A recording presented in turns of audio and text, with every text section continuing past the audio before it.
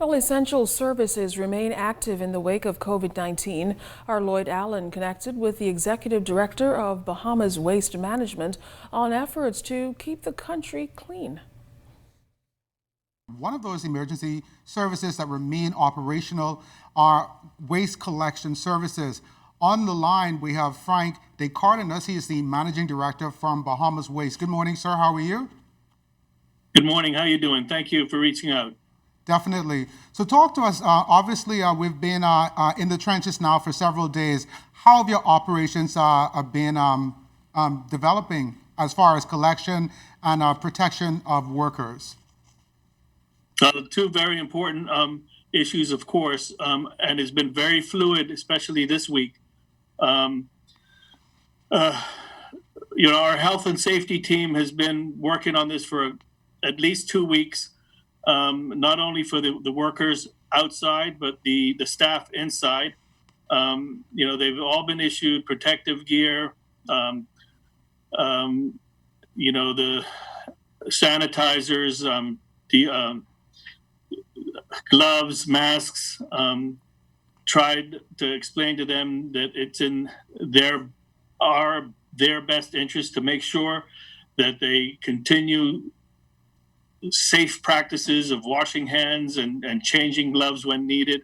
Now, as far as Bahamas Waste Management, obviously your teams on the roads have been trained to handle medical waste, but in the wake of COVID-19, any special precautions, have you issued any special precautions for those persons on the road in collecting any waste?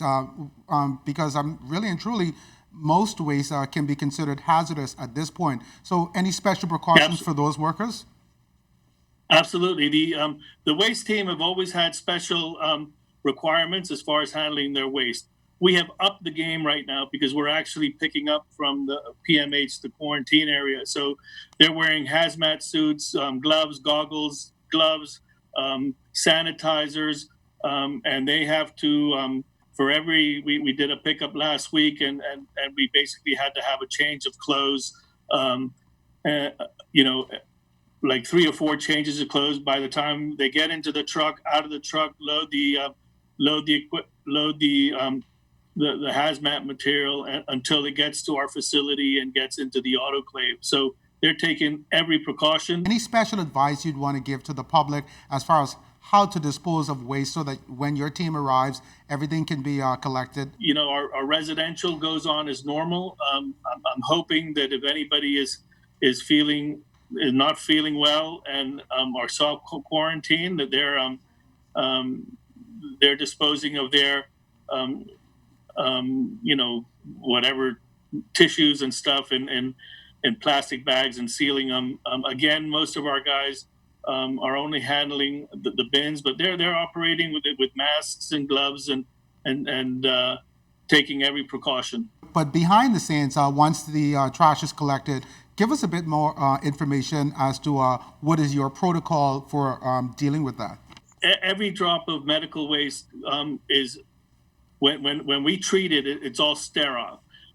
So that actually it goes into a compactor and it gets taken into a special section of the landfill. All the other waste is all separated at the landfill. You have your construction and demolition waste. You have your green waste. You have tires, and you have your municipal waste. So, like most of the residential waste, and it's a long time in coming, but they're doing a great job at the landfill. As soon as we discharge our waste into the landfill, they're right there to cover the material, to compact it and cover it. So it's going quite well at the landfill. And finally, like many of us here at the corporation, we're watching international reports from the World Health Organization, the CDC.